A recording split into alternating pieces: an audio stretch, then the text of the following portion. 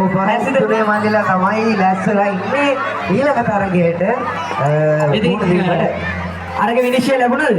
ඒක විනිශ්චය තාම ලැබිලා. අසිත අයගේ අතේ ඒක විනිශ්චය තියෙනවා. ඔයාලට කියන්න බලන්න. ඔව් ලක්ෂිත මල්ලි ගෝණි රේස් 5S2 පන්දියේ තරඟේ පළවෙනි ස්ථානය නිම්සිලු.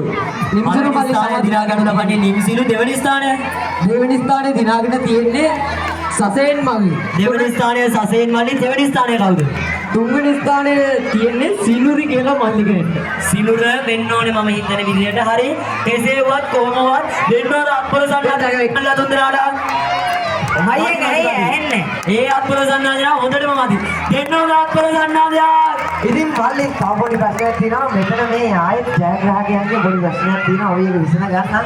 ඉතින් හරි එහෙනම් අපි 5S3 පැත්තට යමු. හරිද? ලෑස්තිද ඔක්කොමලා? සත්‍යමදි ලෑස්තිද? වඩයි. පල්ලි වස්ත්‍ර ගන්න. කවුරුත් පල්ලි ගෝණිය දාගෙන ඉන්න එපා. ගෝණිය දාගෙන ඉන්න එපා. ඔක්කොලාම ගෝණියෙන් බහින්න එළියට. ගෝණියෙන් බහින්න එළියට.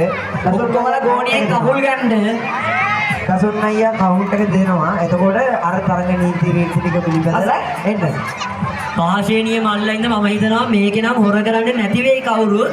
හොඳටම කරයි.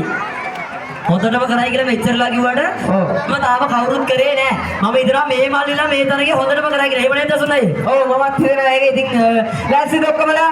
හොඳටම කරනවද? හොඳටම කරනවද? ඔය එන ඒ හොඳටම ඇති. එහෙනම් පටන් ගන්න තරගේ. එකයි දෙකයි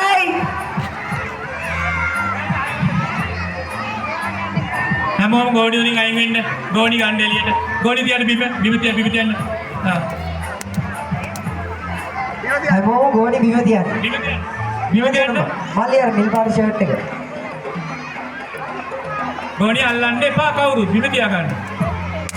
1 2 3. හොඳයි. මල්ලි මේක ගෝණි රේස් එක කකුල් දෙකෙන් දුවගෙන බෑ.